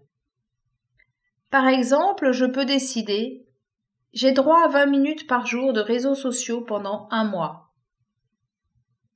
Je me mets en condition pour atteindre mon objectif en me disant, voire en écrivant, pour quelles raisons je l'ai choisi. Par exemple, je limite mon temps sur les réseaux sociaux parce que je veux être disponible pour ma famille. Je peux ainsi tenir un carnet de ma vie spirituelle dans laquelle une page spéciale est consacrée à mes défis et mes résolutions. Je la consulte régulièrement et je documente avec sincérité mes réussites et mes difficultés. Je fais de mon mieux. Je crée des garde-fous qui seront autant de limites si ma volonté faiblit. Par exemple, je programme mon téléphone afin qu'il verrouille les réseaux sociaux au bout de 20 minutes. Toutes plateformes confondues, bien sûr. Ce n'est pas obligatoire, mais pas non plus interdit de partager avec mon conjoint ou avec mon équipe ma règle de vie, afin qu'ils m'encouragent, mais aussi me soutiennent quand ma volonté faiblit. Et je me confie au Seigneur. À la fin du mois, je réexamine ma règle de vie. Est-ce que j'estime avoir fourni un effort nécessaire et suffisant ? Qu'est-ce que cela m'a permis d'apprendre ? Quels sont les fruits que j'identifie ? La règle est-elle encore d'actualité ? Si oui, doit-elle être reconduite à l'identique ou faut-il lui apporter une modification ? Que j'ai atteint mon objectif ou pas, je peux en rendre grâce au Seigneur parce qu'il a parcouru ce chemin avec moi et m'a soutenu dans ma bonne volonté. Et n'oublions pas, fixer une règle de vie, c'est développer notre liberté à mieux aimer. L'ascèse pour une vie d'amour. Père Henri Caffarel, fondateur des équipes Notre-Dame. L'ascèse, cela consiste pour une part à éliminer de sa vie tout ce qui nous retient et nous empêche de répondre aux appels du Seigneur. Nous avons tous de ces choses.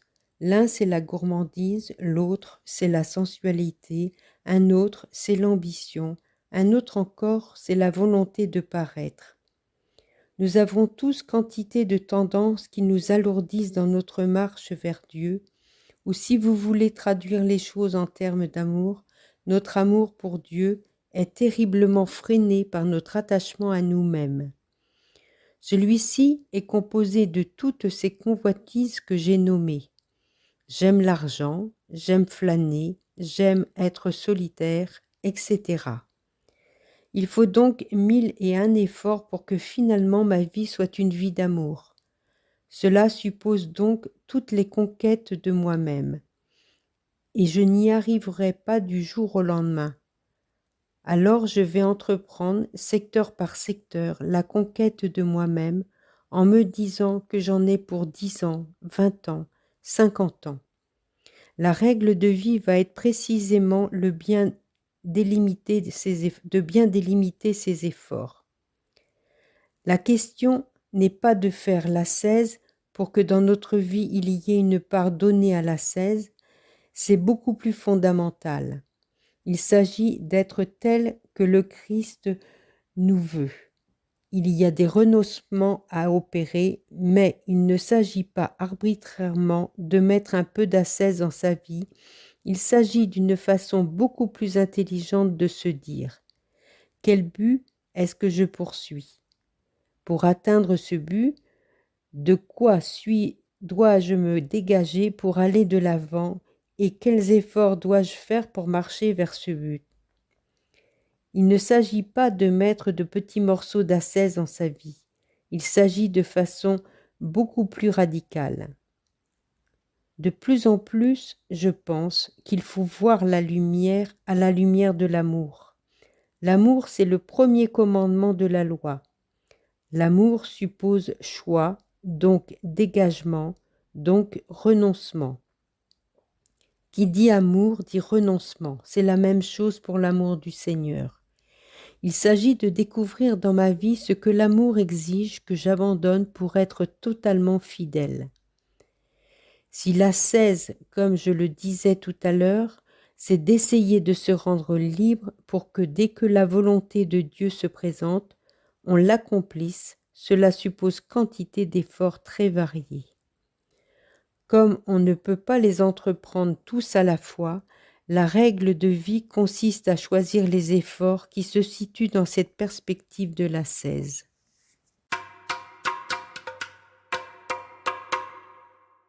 Tenir un journal spirituel. Article rédigé par Xavier Accart, rédacteur en chef de la revue Prier, équipe Antony 11. Dieu se révèle à nous dans la durée. Il le fait à travers sa parole, quand nous l'écoutons, et à travers les événements de notre vie. Mais son langage demande notre attention pour être compris. C'est à cette fin qu'est née la pratique du journal spirituel qu'il faut distinguer du journal intime. À travers les formes variées qu'il peut revêtir, ce journal permet de garder trace des paroles et événements qui ont suscité une résonance en nous pour découvrir le fil rouge de nos existences. La mémoire des grâces reçues peut également constituer une ressource lors de périodes arides. Instituer un carnet à parole. La forme élémentaire du journal spirituel consiste à noter et dater chaque jour les mots qui ont suscité un écho en nous, que ce soit lors d'un temps de méditation biblique, de la messe ou d'une simple lecture. Les écrire permet d'abord à cette parole de pénétrer plus profondément dans notre cœur pour y germer. Si l'exercice est fait dans la durée, une relecture des notes prises durant plusieurs semaines, mois ou années permet de discerner une direction. L'enrichir par la méditation. Pour que cet exercice porte tout son fruit, en plus du verset qui nous a touchés, on peut ajouter un bref commentaire. Théophane le Reclus, un ermite russe du XIXe siècle, conseillait de noter chaque matin avec simplicité les pensées qui viennent en lisant ou en méditant l'Évangile. Pour nous y aider, on peut se demander « En quoi cette parole me nourrit-elle ? Me fait-elle contempler Jésus ? Ce dernier, comment est-il ? Que fait-il ? Comment parle-t-il ? Cette parole m'appelle-t-elle à changer tel point de ma vie ? Ai-je des pistes concrètes pour cela ? Discerner l'action de Dieu. Un événement de notre vie peut aussi être une parole de Dieu pour nous. Noter les rencontres et les faits marquants de notre existence permet de mieux collaborer à l'action divine. Non pas m'analyser, me disséquer, mais me reconnaître sous l'action de Dieu, sentir en lui mon point d'appui, témoigne l'écrivain Amédée Guillard, 1872-1915, dans son carnet intime. Ainsi, le moi ne reste pas clos sur lui-même, mais il cherche à approfondir sa relation à Dieu, avec lequel il peut parfois entrer en dialogue sous forme de prières écrites. Remercier des grâces reçues. Une démarche recommandée par saint Ignace de Loyola consiste à noter, et peut-être en même temps, à découvrir les grâces que le Seigneur nous donne, comme les psaumes qui partent d'expériences personnelles et dans lesquelles on observe un basculement vers la louange. Le journal devient un lieu où remercier Dieu pour son action dans nos vies, selon Nathalie Bécard, une religieuse xavière. Se regarder en vérité.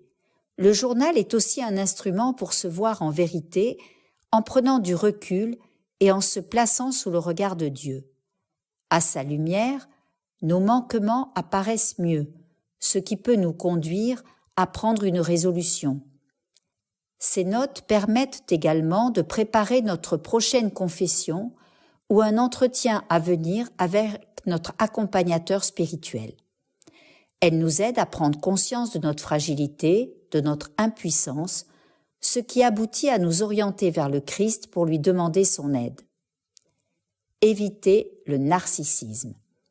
Un écueil du journal serait la complaisance avec soi-même. Madame Guyon, une mystique du XVIIe siècle, mettait en garde contre l'amour-propre spirituel qui, sous les apparences de la piété, nous incite sans cesse à revenir à nous-mêmes pour éplucher ce que nous en avons fait. Elle dénonçait comme autant d'impasses l'introspection, les scrupules, les entortillages. Pourtant, comme le note Ghislaine, une mère de famille de 39 ans, noter les événements, les paroles, les rencontres, pour les garder en mémoire n'est pas une finalité, mais un moyen pour avancer vers Dieu. Edith Stein, Le courage d'assumer un héritage, article de Anne-Claire Hain-Jens, équipe Lyon 158. Y a-t-il plus grand courage que mettre ses actes en conformité avec ses pensées ? Juive, carmélite, engagée dans la lutte contre la barbarie nazie depuis la prise de pouvoir d'Hitler, La petite Édith savait que ses convictions l'exposaient à de fatales représailles. Pourtant, sa vie avait commencé de façon très ordinaire dans une famille juive de Haute-Silésie. Une maman très croyante, veuve 2 ans après la naissance d'Édith, transmet à sa nombreuse famille la culture juive et le goût du travail. Édith est douée. Elle réussit brillamment tous ses examens et se lance avec bonheur dans des études universitaires où son éclectisme force l'admiration.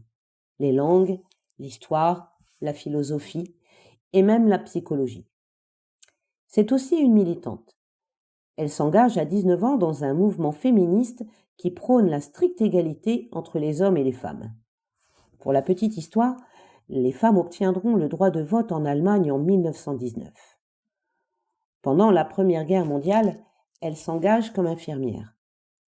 Première femme titulaire d'un doctorat de philosophie en Allemagne, elle se voit refuser une chaire parce qu'elle est une femme, puis, dans les années 30, se voit aussi refuser l'enseignement car elle est juive. Courageusement, Édith se lance dans un travail de recherche de la vérité.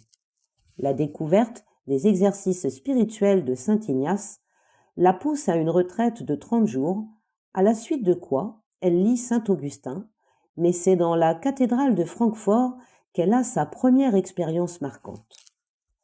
Elle voit une femme y entrer avec son panier de courses, s'arrêter quelques instants, prier et repartir ensuite. Comme si, au beau milieu des affaires du quotidien, une personne pouvait s'arrêter quelques instants pour un échange très confidentiel avec Dieu. De plus, dans son cercle philosophique, plusieurs de ses amis se convertissent au christianisme et c'est dans la bibliothèque de l'un d'eux qu'elle lit le livre de la vie de sainte Thérèse d'Avila.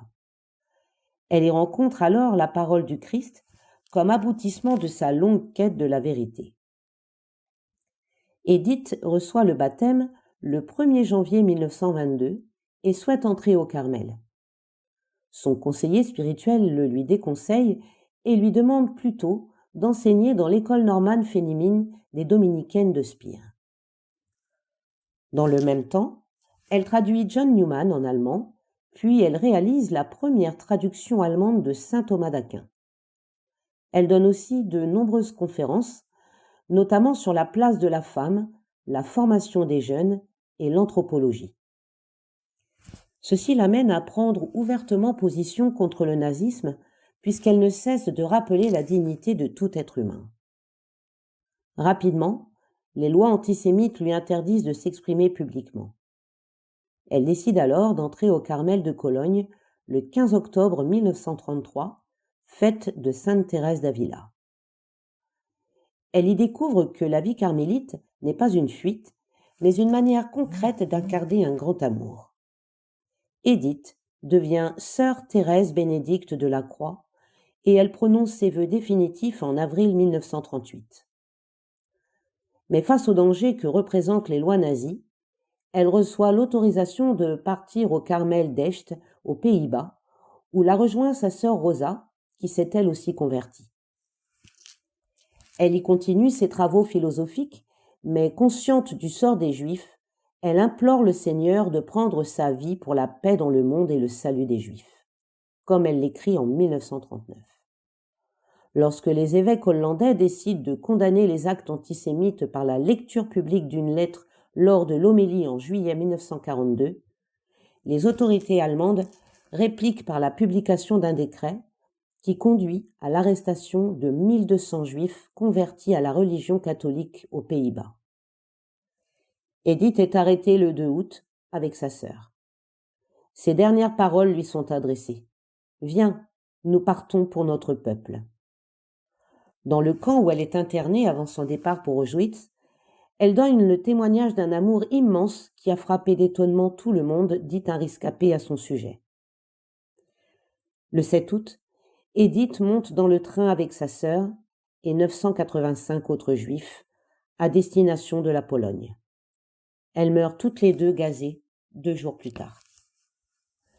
Béatifiée le 1er mai 1987 par saint Jean-Paul II pour l'héroïsme de sa vie et de sa mort en martyr, elle est honorée comme une fille d'Israël qui, pendant les persécutions des nazis, est demeuré uni avec foi et amour au Seigneur crucifié Jésus-Christ, telle une catholique et à son peuple, telle une juive. Canonisée par le même pape en 1998, proclamée copatronne de l'Europe en 1999, Benoît XVI lui rend hommage par ces mots. Comme chrétienne et juive, elle accepta de mourir avec son peuple et pour son peuple. La détermination d'Édith lui a permis de tenir jusqu'au bout les 2 fils de son existence. La force d'accepter ce qui est donné et le courage de combattre ce qui s'oppose à la liberté et à la vérité. Ceci se vérifie dans ses études comme seule femme docteur en philosophie dans ses engagements pour l'égalité des sexes, dans ses humiliations liées à sa condition de femme et de juive, dans sa conversion si mal vécue par sa chère maman, dans son obéissance en reportant son entrée au Carmel, enfin, dans sa déportation où elle s'offre pour son peuple et pour la paix. En elle, il devient clair que force et courage se rejoignent pour lui permettre d'aller jusqu'au bout de l'offrande qu'elle voulait faire de sa vie. Prière. Donne-moi la force de te chercher. Seigneur mon Dieu, mon unique espérance, fais que toujours je cherche ardemment ta face. Donne-moi la force de te chercher, toi qui m'as fait te trouver et qui m'as donné l'espoir de te trouver de plus en plus. Devant toi est ma force, devant toi est ma faiblesse, garde ma force, guéris ma faiblesse. Devant toi est ma science, devant toi est mon ignorance. Là où tu m'as ouvert, accueille-moi quand je veux entrer. Là où tu m'as fermé, ouvre-moi quand je viens frapper. Que ce soit de toi que je me souvienne, toi que je comprenne, toi que j'aime. Saint Augustin. Rubrique Vie du mouvement.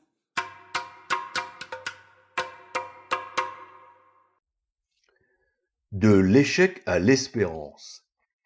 Article présenté par Odile et Sylvain Delis. Cet article vous est proposé dans le cadre de la préparation au Rassemblement international des équipes Notre-Dame à Turin, comme cela nous a été indiqué par Agnès et Philippe Chicot dans la lettre numéro 254. Avec les disciples d'Emmaüs, nous cheminons d'abord avec nos fragilités. Cet article est un extrait de l'homélie du pape François du 28 juillet 2022 lors de la messe au sanctuaire de Sainte-Anne de Beaupré. L'intégralité du texte est à retrouver sur Internet, sur le site de l'agence Zénith. Le voyage des disciples d'Emmaüs à la fin de l'évangile de Saint Luc est une image de notre route personnelle et de celle de l'Église. Sur le chemin de la vie et de la vie de foi, tandis que nous poursuivons les rêves, les projets, les attentes et les espérances qui habitent notre cœur, nous nous heurtons aussi à nos fragilités et faiblesses. Nous expérimentons défaites et désillusions, et parfois, nous restons prisonniers du sentiment d'échec qui nous paralyse. L'Évangile nous annonce que, précisément à ce moment-là, nous ne sommes pas seuls. Le Seigneur vient à notre rencontre, se joint à nous, marche sur la même route que nous, avec la discrétion d'un voyageur aimable qui veut rouvrir nos yeux et embraser notre cœur. Et quand l'échec laisse place à la rencontre avec le Seigneur, la vie renaît à l'espérance et nous pouvons nous réconcilier avec nous-mêmes, avec nos frères, avec Dieu. Suivons donc l'itinéraire de ce chemin que nous pourrions appeler de l'échec à l'espérance. Avant tout, il y a le sentiment de l'échec qui habite le cœur de ces 2 disciples après la mort de Jésus. Ils avaient poursuivi un rêve avec enthousiasme. Après la mort scandaleuse sur la croix, ils tournent le dos à Jérusalem pour rentrer chez eux, reprendre leur vie d'avant. Leur voyage est un voyage de retour comme pour vouloir oublier cette expérience qui a rempli d'amertume leur cœur.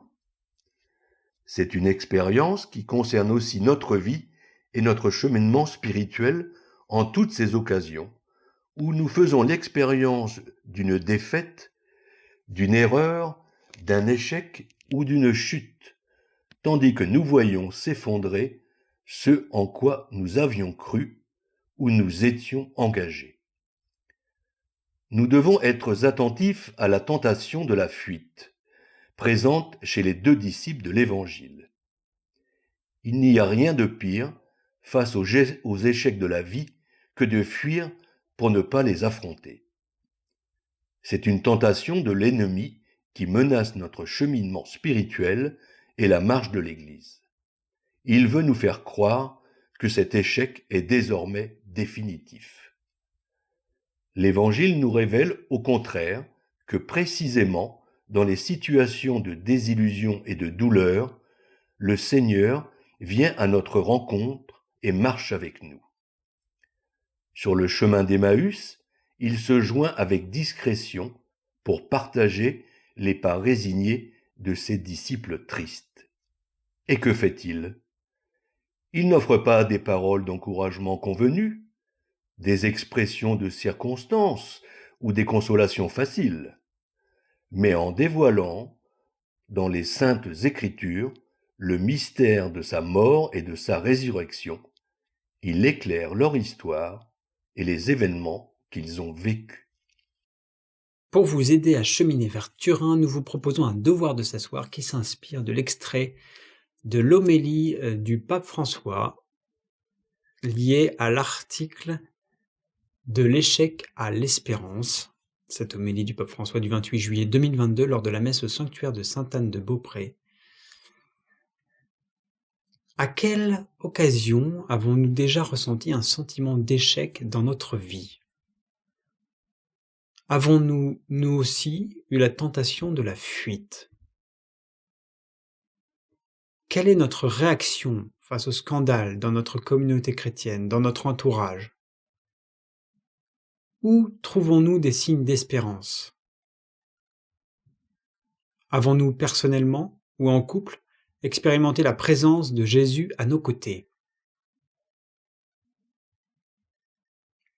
Bonne réflexion.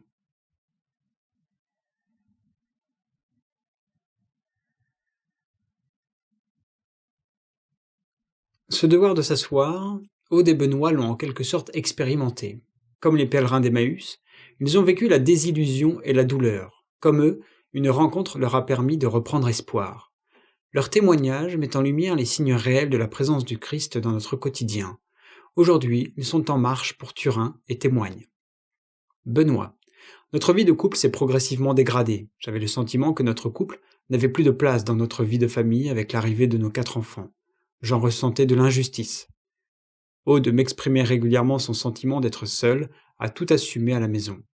Je me sentais incapable de la rendre heureuse, j'en éprouvais un sentiment d'échec et de tristesse. Aude. Nos premières années de jeune couple ont été semées de nombreuses joies, notamment avec l'arrivée de nos enfants. Nos vies étaient bien remplies entre la famille, le travail, les amis, les activités. Mais progressivement, j'ai senti que je m'éloignais de Benoît. La fatigue, la charge mentale, le travail, les multiples tâches domestiques ont commencé à me submerger. J'accumulais de la rancœur et du ressentiment. Je gardais ma colère en moi, incapable de trouver les mots pour l'exprimer à Benoît. Mais je gardais le souci de notre relation. Je voulais, au plus profond de moi, trouver le moyen de sortir d'une situation qui se dégradait. Je savais Dieu à mes côtés. La prière a été un profond soutien et l'Esprit Saint a œuvré. Un jour, j'ai entendu le témoignage d'une femme qui avait suivi le parcours Retrouvailles, destiné aux couples en difficulté. Benoît. Au début du week-end Retrouvailles, je crois que le Seigneur nous a pris par la main et nous a ouvert les yeux sur le sens de ce que Aude et moi avions vécu.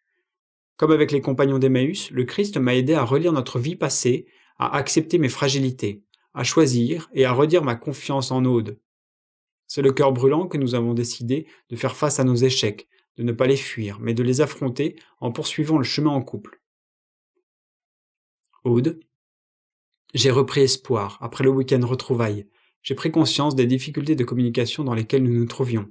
Nous avons pu expérimenter des techniques de dialogue qui nous ont ouvert un nouvel espace de communication et d'intimité et ont donné un nouvel élan à notre relation conjugale. La crise que traverse un couple n'est pas une malédiction, mais une opportunité de faire un saut qualitatif dans les relations, nous dit le pape François.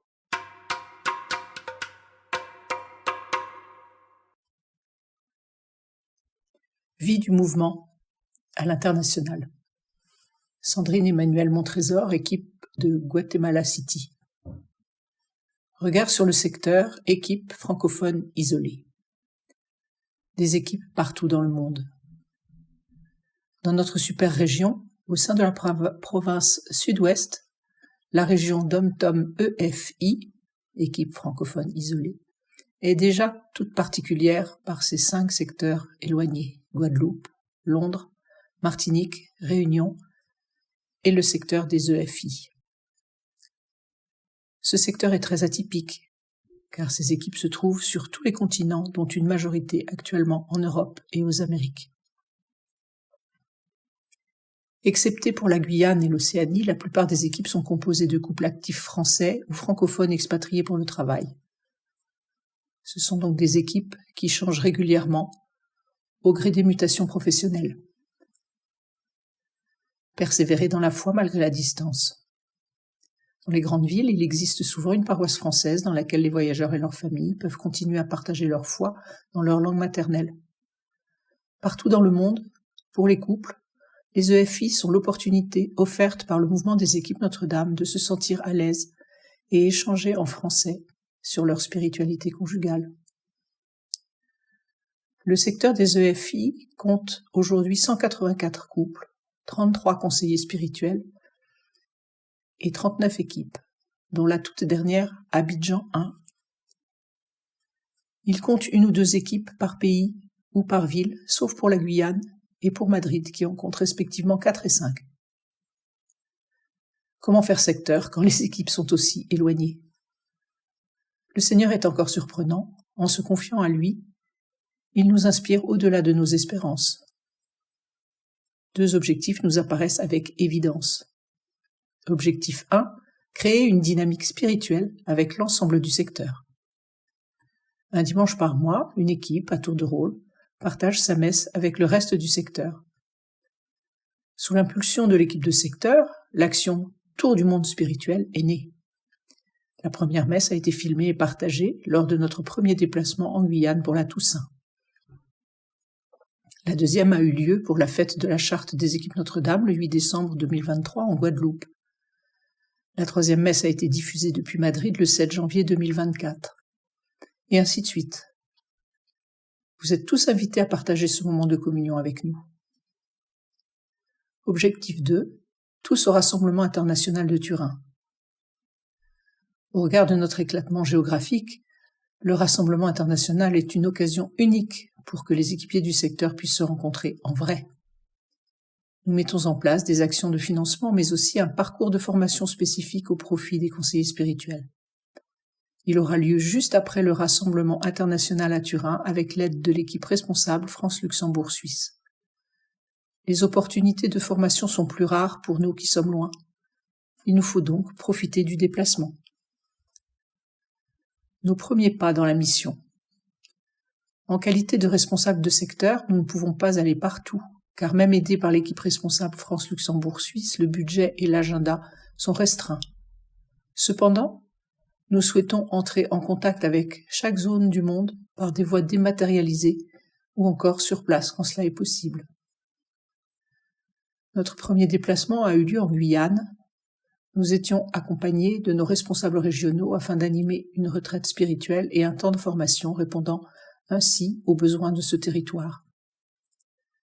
Nous avons reçu un accueil très chaleureux par des équipes dynamiques et très attachées aux fondamentaux du mouvement. Ce déplacement a été pour nous d'une grande richesse fraternelle et spirituelle. Nous restons à la disposition de l'ensemble de nos équipiers du bout du monde. Chaque semaine, nous répondons à des sollicitations, des interrogations. Nous accompagnons également les équipiers qui arrivent sur de nouveaux territoires afin qu'ils puissent constituer de nouvelles équipes sur de bases solides. Notre cheminement et notre formation nous ont confirmé que créer une nouvelle équipe nécessite certains éléments déterminants. Un conseiller ou accompagnateur spirituel, un pilotage par un couple expérimenté et une formation initiale des nouveaux équipiers. Week-end, équipe nouvelle et nouveaux équipiers. Sans ces trois piliers, une équipe ne tient pas ou s'éloigne de la volonté de progression spirituelle de ses couples et se transforme rapidement en rencontre d'amis. Notre défi est multiple car chaque territoire a sa culture et sa spiritualité.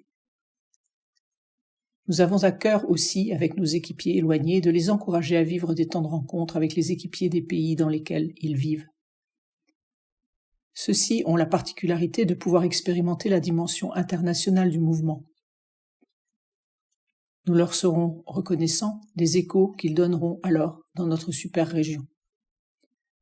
Aujourd'hui, nous sommes désireux de continuer à mieux connaître chacun de nos frères et sœurs, équipiers, francophones, de par le monde, afin de poursuivre ensemble l'enseignement du Père Henri Caffarel. Comme le Père m'a aimé, je vous ai aimé, demeurez maintenant dans mon amour. Jean 15, 9. La prière d'intercession n'est autre que la prière du Christ, suscitée en eux par l'Esprit Saint, par Laurence et Pascal de l'équipe Val-Maubuée 5 et Tiffaine et Antoine de l'équipe du Mans 39. Pour Laurence et Pascal, la prière d'intercession est un cadeau de la prière offerte pour tous ceux que nous confions à Dieu au cœur de la nuit. Cet engagement à prier pour les autres est aussi un cadeau pour notre couple, car il soutient notre prière conjugale. Après l'effort de se lever, se tourner ensemble vers Dieu pour intercéder pour d'autres, a fait grandir notre amour mystérieusement. Enfin, cadeau pour chacun de nous, car nous recevons une grande paix dans le cœur qui demeure dans la journée qui suit. Et parfois, cadeau inattendu, petit clin d'yeux, que notre fille aînée, de retour de soirée, vient prier un moment à nos côtés. Quant à Antoine et Tiffaine, pour eux, quelle joie de constater, chaque mois, avec quelle confiance, simplicité et humilité, les personnes nous confient ce qu'elles ont de plus intime et de plus précieux dans leur vie quotidienne, familiale ou de prière. Ce sont tour à tour des bonheurs, des peines, des espoirs et des demandes qui affluent vers nous et qu'ainsi, unis à eux et à Marie, nous portons tous unanimement et avec foi dans la prière. C'est pour nous une façon unique d'être en communion et de faire Église. Rubrique Massabielle, la maison du couple. Des nouvelles de la communauté. Article rédigé par Sophie et Guillaume Gindre. Cela fait 5 mois que nous avons rejoint Massabielle avec enthousiasme et une certaine appréhension. Premier couple de la communauté fraternelle et priante, nous sentons qu'il nous faut encore un peu de temps pour cerner pleinement notre mission. Que vivons-nous à Massabielle? Avec le Père François-Joseph, nous souhaitons être une présence priante au rythme des différents temps quotidiens de prière. Les temps de prière du lundi au samedi, laude à 8h, avancée à 7h30 le mercredi, messe à 11h30, vêpres à 18h30, adoration mercredi à 8h et vendredi à 10h30. Nous sommes heureux quand d'autres personnes viennent se joindre à nos prières. Il est important de savoir que l'évêque de Pontoise, Monseigneur Stanislas Lalanne, et le couple responsable de l'équipe responsable France-Luxembourg-Suisse ont officiellement confié au Père François-Joseph la mission de faire partie de la communauté fraternelle et de prière à la maison Massabielle. Il a aussi reçu une deuxième mission, celle d'être disponible aux besoins du groupement paroissial et des doyennés alentours. L'engagement professionnel de Guillaume et d'autres éléments du quotidien nous empêchent de temps à autre d'animer ces temps de prière. Cependant, nous faisons en sorte que les offices soient toujours maintenus. Lorsque notre petite communauté grandira, bientôt nous l'espérons, il sera plus simple d'assurer cette régularité de la prière et d'en proposer d'autres. Depuis notre arrivée, nous avons eu à cœur de Réaliser une boîte à prières où chacun peut déposer ses intentions que nous présentons chaque jour au Seigneur durant les laudes et les vêpres. Veiller à la décoration de Massabielle en fleurissant notamment l'oratoire et la chapelle. Déposer dans chaque chambre des versets de psaumes pour soutenir la prière des retraitants. Nous attendons aussi des dons de Bible à déposer dans chaque chambre. Participer au jardin partagé, plus particulièrement pour Sophie. C'est une occasion supplémentaire d'habiter Massabielle et son jardin et de créer du lien. Nous rencontrer chaque lundi matin en communauté avec Thierry Cramé, le directeur de la maison Massabielle, et Denis Faupin, diacre et membre de l'Alliance. L'Alliance entre le mouvement des équipes Notre-Dame et le diocèse de Pontoise. Nous faisons une relecture de la semaine précédente et nous passons en revue le programme de la semaine à venir. Nous avons vécu quelques temps forts. Début octobre, un couple est venu demander une bénédiction pour son anniversaire de mariage. Avec Denis, qui présidait la bénédiction, nous avons été très touchés de pouvoir les porter dans notre prière. Nous désirons en effet être particulièrement attentifs à soutenir les couples au sein de cette maison qui leur est dédiée. Il est ensuite arrivé que des couples viennent à la messe en semaine, le jour de leur anniversaire de mariage. Ce sont de belles occasions aussi de prier pour eux et de les bénir. Pour la fête de l'Immaculée Conception, le 8 décembre, nous avons participé à l'organisation de la veillée de prière avec procession et Eucharistie, suivie d'un vin chaud. Nous avons été contactés par des couples maris, animateurs de sessions des équipes Notre-Dame, pour participer à l'animation spirituelle et musicale de certains week-ends. Nous avons fixé un certain nombre de week-ends dans l'année pour nous rendre disponibles aux besoins des groupes et particulièrement aux sessions des équipes Notre-Dame. Cela nous permet de garder d'autres fins de semaine pour nos événements familiaux ou nous reposer. Quels sont nos défis ? Guillaume continue son travail à temps plein en tant que responsable pastoral aux apprentis d'Auteuil de Sannois. Sophie s'est lancé le défi de s'adapter à une vie au foyer au cœur de Massabielle. Les attentes de chacun sont différentes. Il nous faut apprendre à composer avec nos rythmes et besoins propres et à trouver notre équilibre en tant que couple et famille. Par ailleurs, nous tenons à nous impliquer dans la vie paroissiale et communale. L'équilibre est donc aussi à trouver de ce point de vue-là. Les projets ne manquent pas pour la maison Massabielle. Mise en œuvre d'Amoris Laetitia, travaux pour améliorer l'accueil des groupes, création d'un fonds de documentation et de bibliothèque autour des écrits du père Henri Caffarel. Avec le Conseil de l'Alliance, les projets ne manquent pas. Nous avons hâte de les découvrir plus précisément et de les mettre progressivement en place en trouvant notre manière propre de nous y investir. Tout cela, cependant, demande des forces vives. C'est pourquoi nous relayons à notre tour l'appel à un couple et des personnes seules pour rejoindre notre fraternité. Cet engagement est enthousiasmant et porteur de fruits pour nous-mêmes et pour Massabielle. Nous prions tous les jours à cette intention par l'intercession du Père Caffarel.